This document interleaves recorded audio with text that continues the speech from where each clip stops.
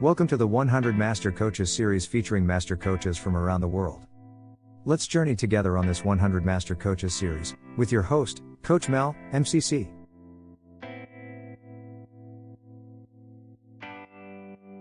Merci Miglino is a master certified coach who works with executives and entrepreneurs, and mentors and trains coaches worldwide.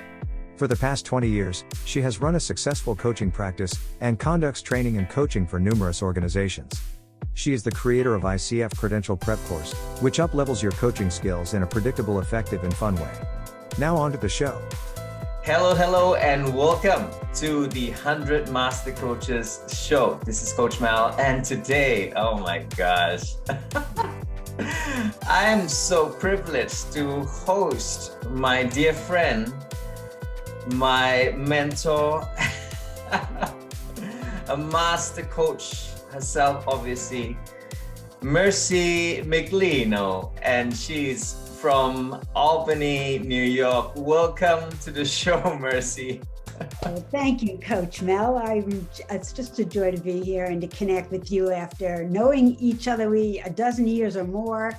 I don't want to say too much more. Yes, that's right. Age us. But yes, it's been a delight, and it's been a very interesting, thanks to social media, you can stay in touch with someone who I've never met, but spent a lot of days with in the training room. So it's just, it's absolutely my pleasure to be here. Yeah. It's been years since we've known each other, and you're right? Not just these days that we meet someone online and we're like, we've never met them physically, but I've got relationships, obviously with the ICA for years, right? Bill Turpin, Isabella King, Karen Capello, and yourself. We've known each other for years, as you said, and have not met each other yet physically. I know, it's so. I'm working with a woman in a new course that I created. Her name is Carol Key, and she was in the same graduating class from ICA that I was. Gosh. And we stayed in touch off and on. And then when I created this course, I wanted another MCC to work with me, and I connected with her. Nice. And I'll tell you, we know each other like 20 years, and we've never met. And she lives only like 3 or 4 hours from me. So it's so weird. We decided that we have to meet now. I mean, there's no excuse, but it's just interesting that you can build such, deep relationships. It's true. A lot of people say, how do you coach over the phone or over Zoom or, so true. These other formats? But, when we started coaching, it was predominantly done on phone, that's right. Depending on the culture, right? So, and I still do some in person, but predominantly on the phone. And I think there's somewhat of an advantage to that at times because people have sort of a buffer between you looking at them and something that, it requires some disclosure. So I don't know. But I do like the virtual video. I think it's great. At least we can still get in touch with people. So, Merci, oh my gosh, where do we begin with this, right? It's only befitting to tell us your story. How did coaching begin for you? Okay. Well, like many coaches, Mel, I had another career. I was director of communications for the New York State Legislature, the Senate and the Assembly. And I did that for many years, and it was fun until it wasn't. It was draining, exhausting. As some people in corporate will recognize this, you move up in the ranks, and you often are dealing with the more and more difficult bosses. So I reached the ceiling, and that one I was working for, he just wore me down. And so I was a typical burnout case. I had to leave And when I did, I didn't even know that much about coaching.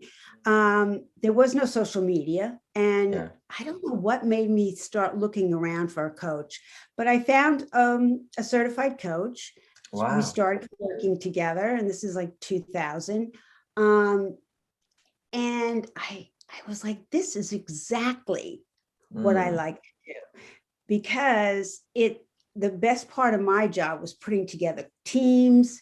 We did things like you really, before many people thought about this, we were remote at times. It was just that team, learning what people like and how they get motivated. And so I had this image that if this was my career as a sponge filled with water, if I wrung out everything I didn't want to do anymore, because it wasn't good for me, I was left with empowering people, bringing out the best in people, believing in their potential, which, I've been doing since I'm one of 9 children. So I'm the oldest girl. So I've been coaching people to do stuff they don't want to do since I'm about 8 years old. So it's kind of in the DNA a little bit, you know what I mean? I started out, first I coached for 2 years based on just getting mentoring. And then I decided I wanted to have some formal training in it. And that's where I met you at the International Coach Academy. And I've done a few trainings since then. So now I work for 2 coaching firms as a contract coach in executive coaching, which I enjoy because I don't have to work to get the client, and it's done all for me in the back end, which is really great. And then I have my own clients. I have coaches I mentor, and in groups and individually, and launched a course last year called the International Coach Federation Credential Prep Course, because when I went for my MCC, I don't know what your experience was like, but I found that I had to unlearn some things, and I wish someone had told me them, not when I had 2,500 hours of doing it slightly off. Different. Yeah. I mean, each level, it kind of commands a different level of coaching. And I think the assumption is if you've coached that many hours that you have attained mastery, but not really. What I learned was, no, there's a specific set of skills and competencies. So I decided that there should be a prep course. Like if you're an accountant and you have to take a board for certification, you sign up for, a course that walks you through the test, gets you through the test. So that's what I started last year. And we had our first pilot program that worked out really well, and we're starting again in September. I'm really excited about it. So that's where I am. I like coaching from anywhere. I like that it's mobile and flexible. But that's how I found it. And, going from a political environment to coaching was very interesting. Very different way. Yeah. Thank you. Wow, you said so many things that resonated with me. I also came from, well, not so political, but I guess we've seen bosses from where, and I somehow think, Merci, it wasn't really their fault as well for behaving this way, if you know what I mean. It's like, they probably went through some sort of some sort of cycle, right? Yeah, definitely. There's not a lot of accountability anymore in some of the behaviors. I mean, we all know they can produce and they're successful, but some of the behaviors that, that were tolerated because no one wanted to say anything. I think that's gotten better. I coach a lot in the workplace. I think there's, like you said, there's an awareness now, a really keen awareness about what is leadership, how do you retain good employees, and how do you, grow, have a growth mindset in that environment, It's true. Yeah, a lot of things have changed through the years, and I guess even listening to your story, right? I like the part where you said you needed to, metaphorically, like a sponge, right? And you had to kind of like drain it out of all the thing that you didn't want to carry in that sponge anymore. I thought that was so good. And just for people listening to that right now, I'm sure they're going through lots of things in their life, even through the pandemic and all that. And that question, that powerful question is, what are you holding back on and what are you releasing? Right. So that just came to me. Thank you. Yeah, that's a great way of saying it, because some of the things that I wanted to drain from the sponge was no time for self-care. Wow. Losing sight of the big picture, and being anxious all the time. And interestingly enough, I think you're right. I remember this student, okay, she was a friend of my daughter's. Yeah. She was probably maybe 25 at the time. She had gone through university.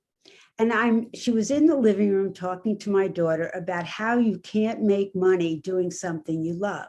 Okay. I'm in the kitchen cooking, Mel, and I said, I don't want to hear that out of your mouth again. That's not true. It's a myth. So lo and behold, she trained as a coach and she's coaching now.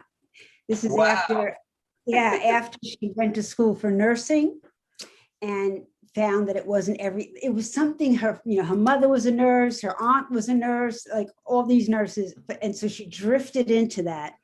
But now she still does like health and wellness coaching, but nice. I remember that vividly. I'm like, I don't want to hear that. And a lot of people still say that you can't do something you love. And I think that mindset as coaches, we deal in the currency of mindsets, that has to be examined. Is that really true? Is that, or am I just, sort of assuming that's true? That's many people, coach. And I actually thought when I first started coaching, I would coach people, coming out of the political environment, from burnout. And that didn't happen. What I coached was people who wanted to do what I did, which is get out of what they were doing. Wow. Yeah. So you are the rescue catalyst. Yeah, I like that. I'll take that, Mel. It's very funny. Yeah. I'm thinking out loud here. Are we the ones that are obviously helping them realize things, or are they the ones starting to realize it a bit more until a point they're like, you know what? I had enough of that old life. Right. So I'm sure you've met a couple of those, as you're saying, you where people are drawn to you with that kind of coaching. And I guess I want to tie it to, is that how people find their way or their call or their purpose kind of thing, Merci? I think sometimes you have to know what you don't want before you do figure out what you do want. Okay. I also think, and I don't know if this has been your experience, Mel, but this generation, born in the late 80s, mid 80s to mid 90s, they have so much growth information at their fingertips. Yeah. If they have anxiety, they can Google it and find 10 things you can do about anxiety. If they're resourceful enough. Yeah. And what I found that seems to be something that they, especially in middle class, not worldwide, but in cultures that have an economy that's robust, I find that they weren't taught those skills. My daughter said she wanted a job at 17. I said, why? I worked since I'm 14. Why would you want to work? And that was unusual because she didn't need to work. So I think that that was some of that things that we all as parents provided for them. Yeah. And we lost a little bit of the values of resourcefulness, which is now what everybody's talking about. Yeah. And the other thing too is, and we're seeing it now in the numbers of that age group that wants to work in a gig economy. They just want to, I want to do what I want to do. Yeah. I don't mind working remote. In fact, I prefer it. And they aren't, they're not like missing the water cooler, what I call, some people miss the community and stuff. And I think that's very important to them. And I also think that free time, that you don't work to work, you work because it affords you a family, and family outings and things like that. They see the connection. Yeah. And so some people think they're quite entitled, which is interesting because that's like in my generation, get out there and work and hustle. And if you got a job, you just shut up and keep that job, because it's all about that. Keep the job. Well, there's songs written about that, right? Working 9 to 5, Yeah. Yeah. It's all changed, right? Yeah. They don't buy as much, I see. I think they have a more balanced outlook in it in some ways. So I think we're moving ahead. It's hard to tell sometimes when you peek out the world window and you're wondering what the heck is going on out there. But I think that the exposure, like today, I don't have to explain what a coach does. When I started, I had to explain it all the time. And major companies are hiring coaches. And it's like, so I think the coaching model, the process of focusing on a person's growth and, having an objective feedback, process, I think it's really, it's really needed. I think, in the workplace, it's very much needed because it's a specific skill, isn't it? I mean, to be objective and non-judgmental and have no agenda, that's so unusual in everyday life. Definitely. I certainly didn't go to a school like that, right? Sometimes I wish I went through, parent schools, and leadership school, how to be a manager kind of thing. But I think we hustled along the way, picked up the valuable insights and lessons from the people before us, right? We kind of mirrored and role modeled them, and then made it our way. Right? And of course, you can Google all of that right now. And so they're not without information, as you're saying. They're just full on with that life. Merci, times have changed, right? But I still want to recollect those years of growing up for you, right? As a coach, right? And I'm sure there are key insights that you have gotten through the many years being a coach. So would you kindly give us a couple of gems today for our audience? Definitely. Two things come to mind right away. One is that what I wish I had been taught as a coach, and what I've noticed and what I see that I've learned from my mentors. There are only so many mindsets out there. And there are ones that are very common that come into the mindset that gets someone stuck, the perspective, black and white thinking.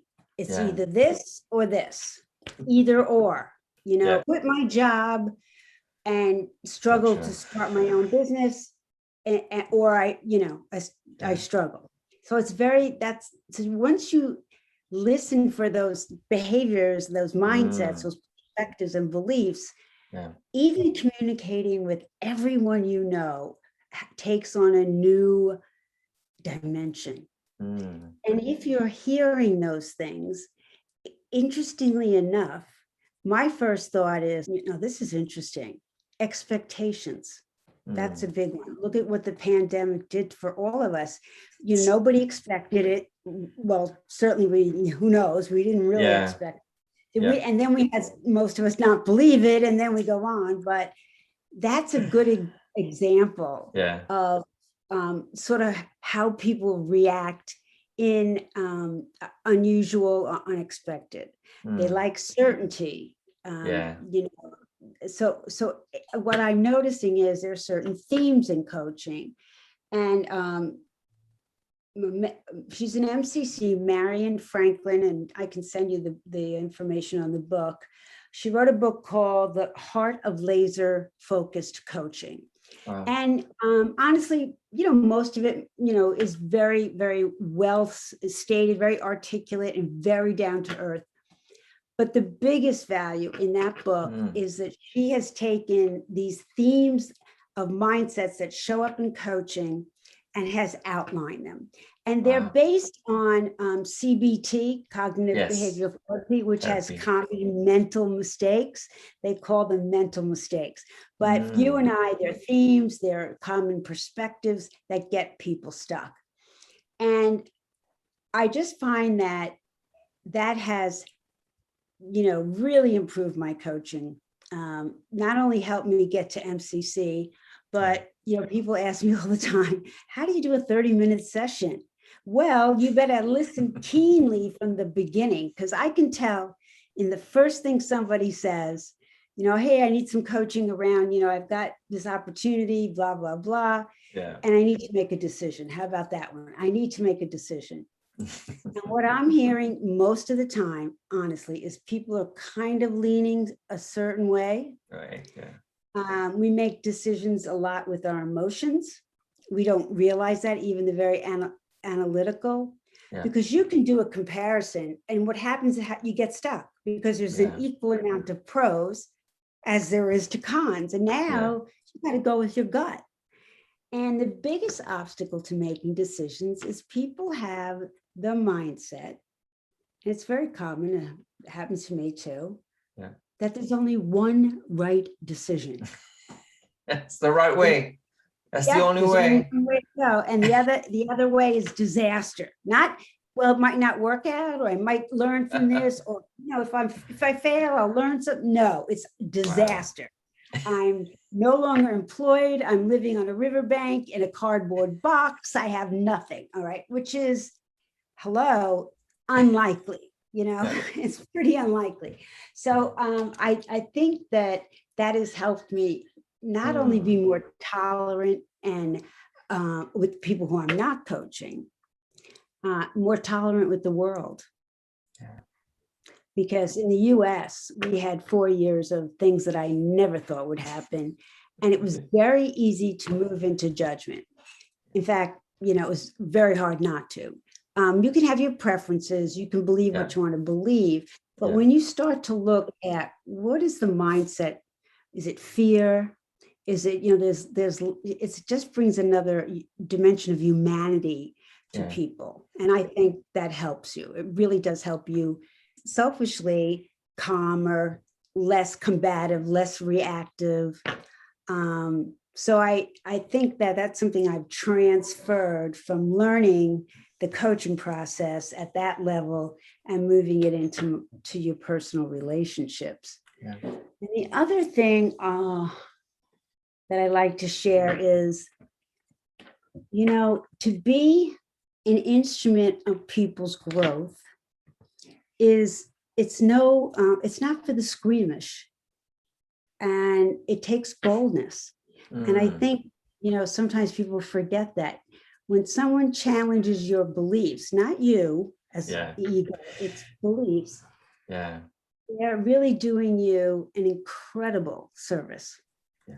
And I think as coaches, we often, because what we do is intangible, not everybody, has experienced it. They may have heard about it, but there's this pebble in the coach's shoe that says, this is invaluable. I'm not good enough. I can't coach in front of people. That's my pet peeve now. I hear that all the time. And I'm like, okay, if you're going to be somebody who helps others reframe their perspective, I think you need to start with yourself.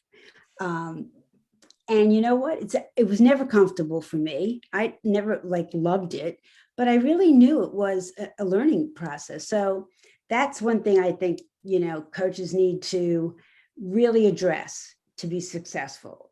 That you're just 50% of the partnership. So you cannot take it all on. You can't take all the glory, and you can't take all the, the things that don't go as well as you want them to. Yeah. Beautiful. I'm just stuck at the first point, because it was so rich for me. You spoke about, and I'm going to paraphrase it my way, I guess. Okay. To me, it talked about the this versus that. Right? Yeah. It's like, Yes. it's either or.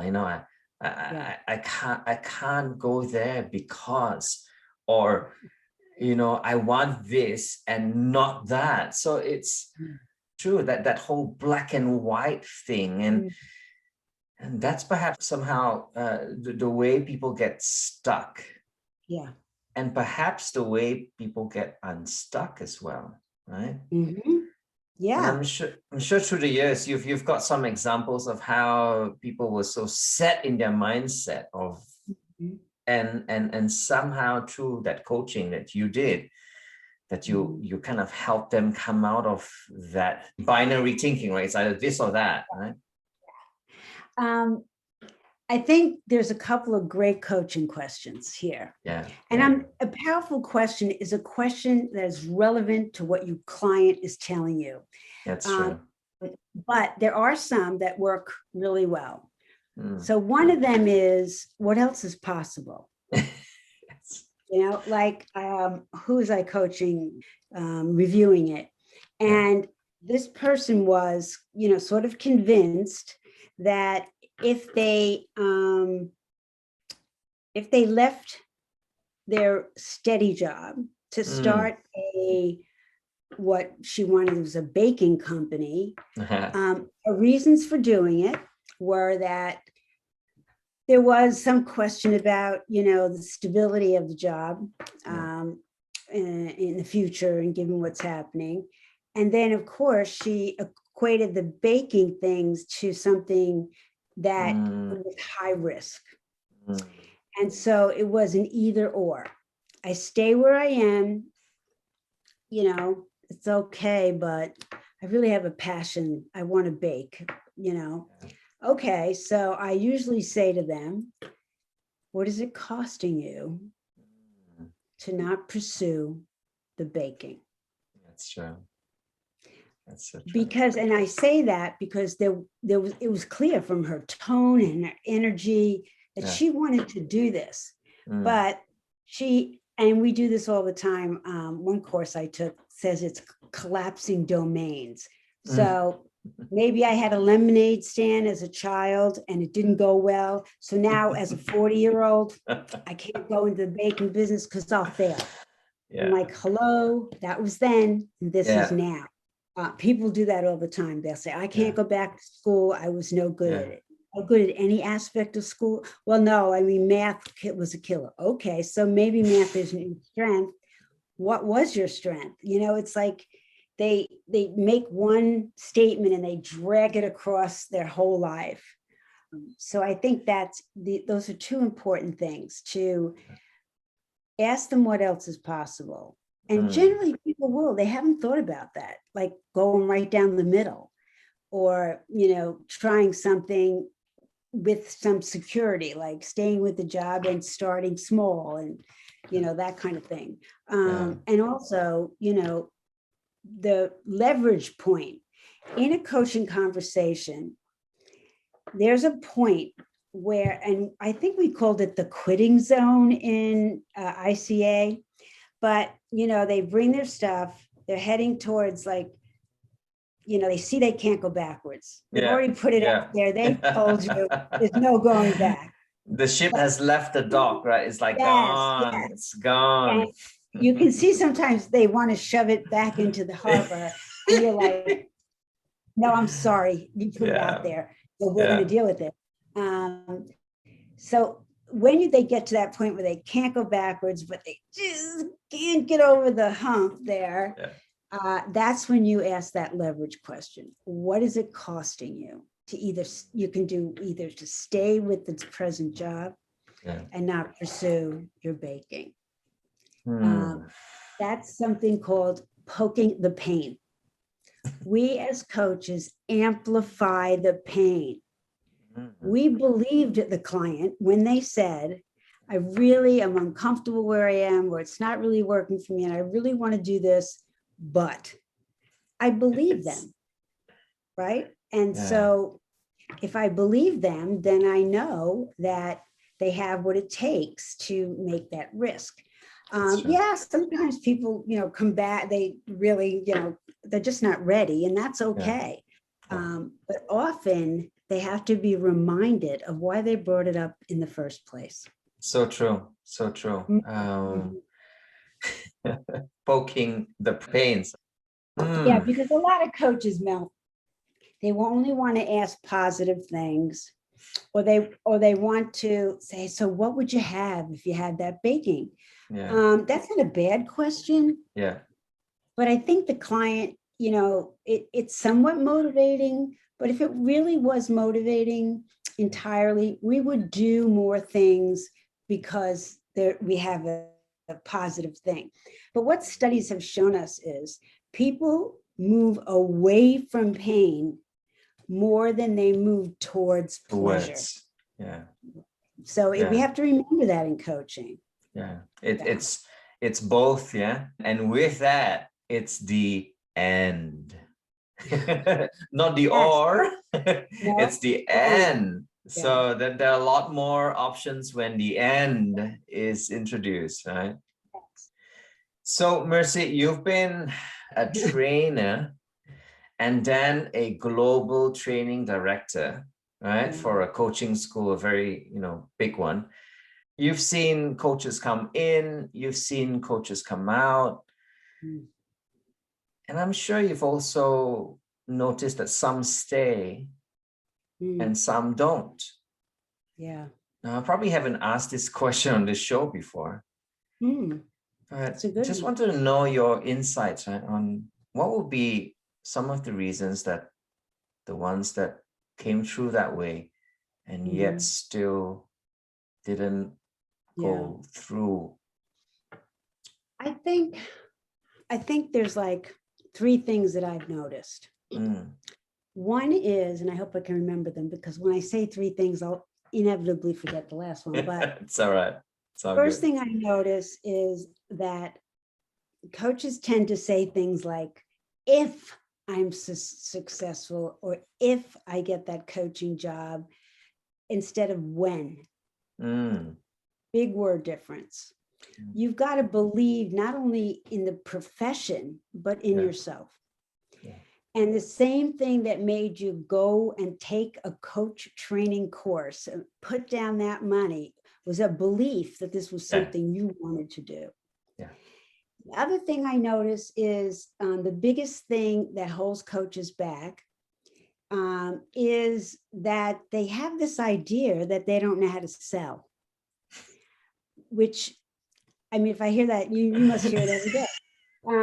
And I'm like, well, wait a minute. Merci, I'll just say, wait a minute as well, right, Merci? I have said it too. It's like, who would buy my product? Who would buy me as a coach? So I'm waiting to hear your thoughts now. No, I think if you read a book called Spin Selling, SPIN. Yes, I've heard of that. And one of the cases they make is that, and they're really looking at high-end items. And while coaching isn't necessarily high-end, it isn't necessarily a necessity. I mean, you could buy a Volkswagen, but these people want to sell the Maserati. So one of the things they point out is listening and questioning. Yeah. And when you look at the questions they are suggesting, they're open-ended. The salesperson has to listen between the lines. What is the need? What do they care about? What is, what's holding them back, if anything? And according to the gentleman that wrote this book, you want them saying to you, okay, so when can we get started? And it's not pushing. It's not salesy. It's a quiet confidence And it also means you're using core competencies of coaching. You're listening, you're totally present. You're hearing what this client is all about. You're seeing them beyond the situation. Yeah. And when you can connect with someone at that level, that's incredible. So someone comes and says, you know, I'm really not good at time management. Now, you and I know that's not true. Yeah. People think there's some mysterious way that they don't know about that's going to make time, I don't know, amplify. Stand still. Yeah, stand still, or you could create it. Yeah, It's only 24 hours a day, but I need 48. Yeah. So there's a mindset there. Somebody would be like, oh, I have all this to do. And, you know, I'll give you an example. I was coaching a vice president and he was like, I have all this to do. I mean, I just got the job 8 months ago. I'm trying to prove myself. And my boss just keeps giving me more and more projects. And, you know, I don't know why she's giving it. She should know better. I can't, blah, blah, blah. And then, this happened and then that happened. I'm telling you, here's what I said to him. So it sounds like someone who has no control over a situation, sort of like a victim. What do you think? Dead silence. Oh. That's bold coaching. And I learned that from Thomas Leonard. I mean, I took a couple of his workshops. Wow. And he was a bold coach.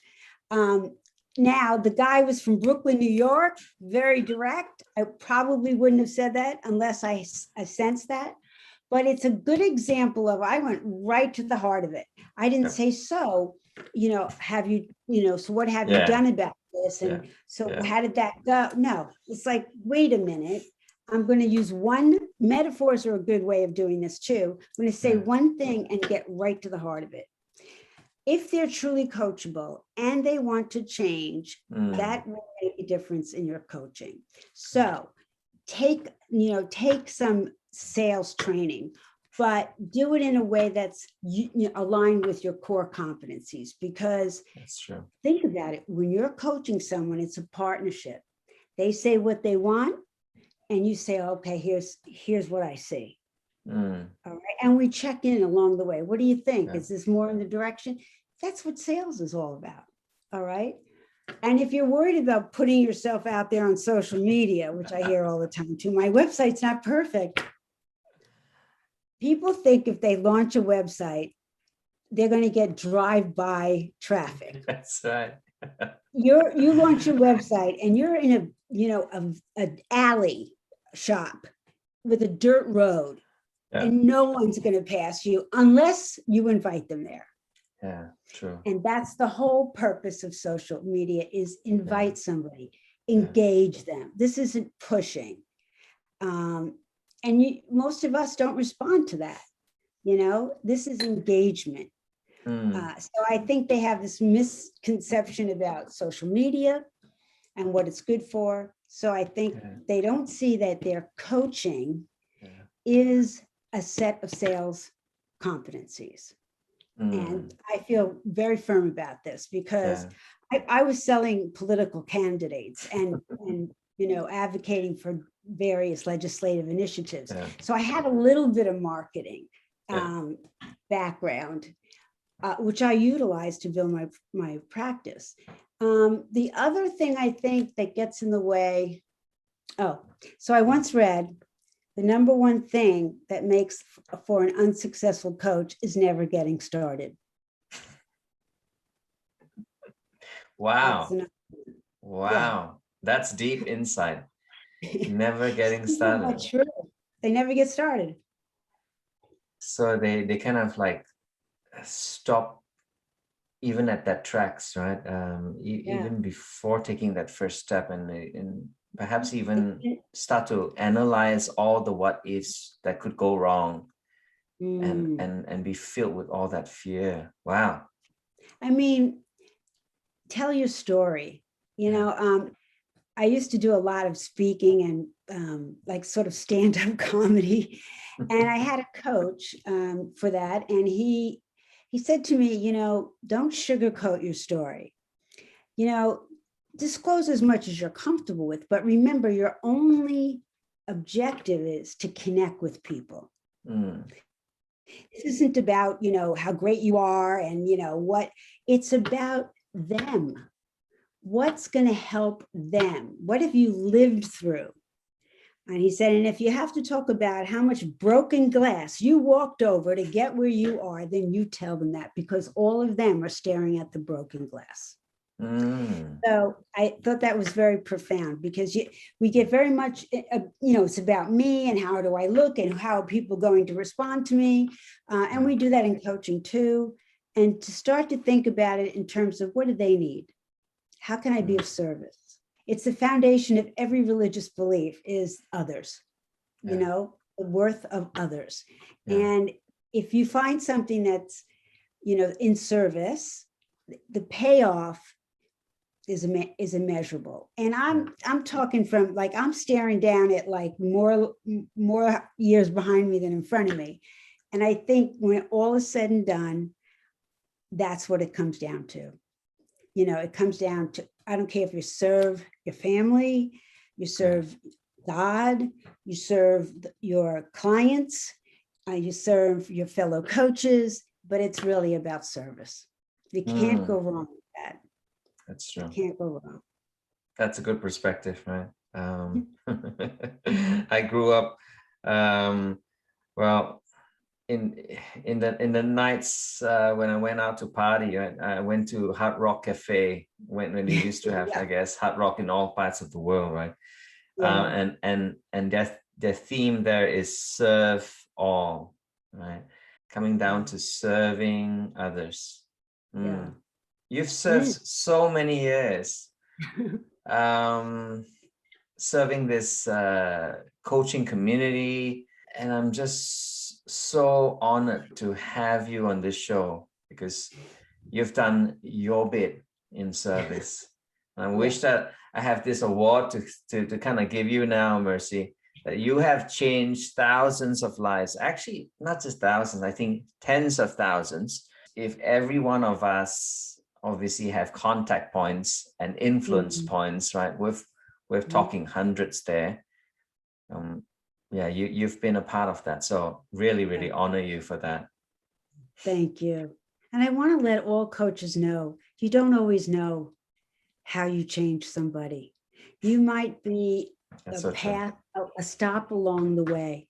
And if you've coached long enough, they come back at some point and say, I wasn't ready, but I am ready now. Or you're not going to believe how far I've gotten. I changed my job. I became, a leader. I mean, that gives me goosebumps, because it's you don't know. You can't, you just don't know. Think of all the people who have touched you that probably don't know.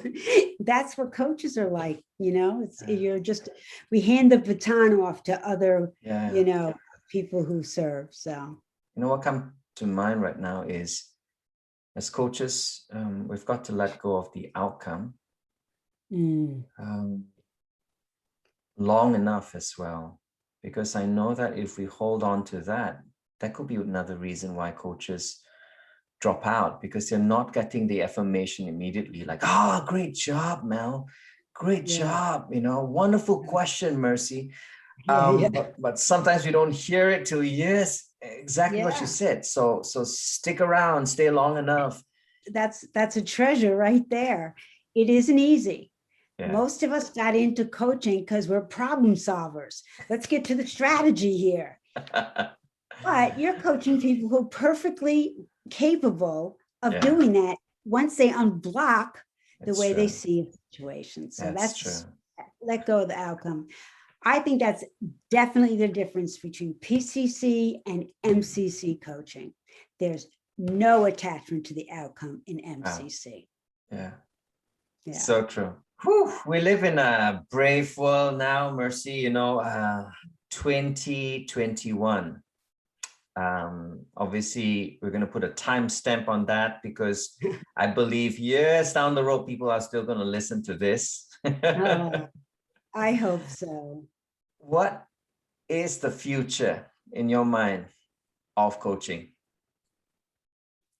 I think it's going to grow.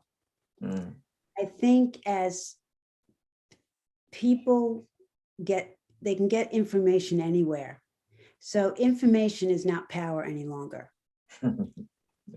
Wisdom, resourcefulness, creativity, thinking out of the box, innovation, that is what's prized right now. And I think in order for people to believe in those things and to cultivate them, coaching is the way to go. You know, you can get online and read all the leadership, you know, books and blogs, but until you partner with a coach, they're ideal for it. It's not therapy. It's not consulting. It is coaching. So I think we will see, I don't know about you, but in the last year, because of the pandemic, my coaching roster was, my clients doubled. And part of it was, what do I do now? This is a new way. I want to manage this. I want to thrive, not just survive it. I think the more challenges that we are facing as a society worldwide, I mean, that's the thing about the pandemic. There's never been something we were all experiencing at the same time. It shrunk the world. And for those who were open to it, you started to see that, you know what, I don't care if you're Asia, India, Antarctica, we are not all that different. We want to appreciate our differences, but we also want to see the core of our humanity. And I think coaching helps people do that. When a company comes to me and says, I want you to, coach people around coaching, so they can coach their managers, their team members, that to me is that ripple effect, right? It's true. If we do more of that, that's the way you change a culture. So I do see it being more and more the viable link. And think about all the people who are working, by themselves remotely, or they're entrepreneurs. They have no guidance counselors. You get out of school and there's nobody saying, so what career path do you want? They have to find somebody who can, bounce things off of, give them a straight objective point of view, make, hey, the what if questions. I think that it's only going to grow because that dynamic seems to be growing. There's definitely good news ahead. And the good news is coaching for this new generation ahead. Definitely. I often ask this, and we all have worked with many young coaches coming into our industry. What would be if there is just one master wisdom for the young ones? That's a good one. That saying where you can't pour more water in a filled up cup, that analogy to learning, that sometimes you have to empty the cup. So, when you learn to be a coach, you do have to let go of certain, beliefs that you have about the process, about people, and to have a truly open mind. You've got to park those other things. You don't have to give them up. You can come back if you want them, but that's the hardest thing, is to be an open-minded person, and not fall into, well, we didn't learn it that way, or that doesn't make sense. Sit back and take it in and see how it lands before we make that snap judgment. Give it some space. Give it some time. And be as committed to your own growth as you are to others. Because that's the lovely part about coaching. I love this part of it. I get as much as I give. So true. As much. And I don't know too many other professions that are that way. But you have to be open to it. You can't take your clients somewhere you haven't been. And what I mean by that is shifting a perspective, letting go of old ideas, taking a look at these beliefs and frameworks like either or, and look at them really objectively. You can't do that if you're living in that yourself. Just amazing. I could spend all day talking to you, Merci. And I'm like, wow, the whole time has gone by. Oh gosh. This is the time where I invite you to share with us some of your social media handles and how people can come in contact with you, Merci. Okay. Well, I'm pretty easy to find on LinkedIn. I have an unusual name, so I don't even have to give you the URL. It's Merci Miglino. I live in Albany, New York. That's LinkedIn and Facebook. I'm on Instagram too, just not as much. I did start the ICF credential prep course. I think it's icfcredentialprep.com. And it's designed specifically for people who want to get their credential and need to, they already have training, but they have to submit a recording. And they want to make sure that they do this in an efficient way. So in a way, it's teaching to the test. As somebody who's taken assessor training, I know, okay, let go of that, get rid of that phrase, that doesn't work. It's very, very focused. And I am on YouTube, lots of stuff on YouTube, but I have a very easy to search name. So you'll find me no matter what. Not just easy to find, you're just wonderful to be with, Merci. So thankful that I've gotten to know you through these years, and that you've just graced this show with your presence. So again, a big thank you, Merci. Thank you, Mel. This was for great. being on the show. Terrific. So this is the 100 Master Coaches show with Merci and me, Mel, signing off till the next time. You take care now. Bye for now.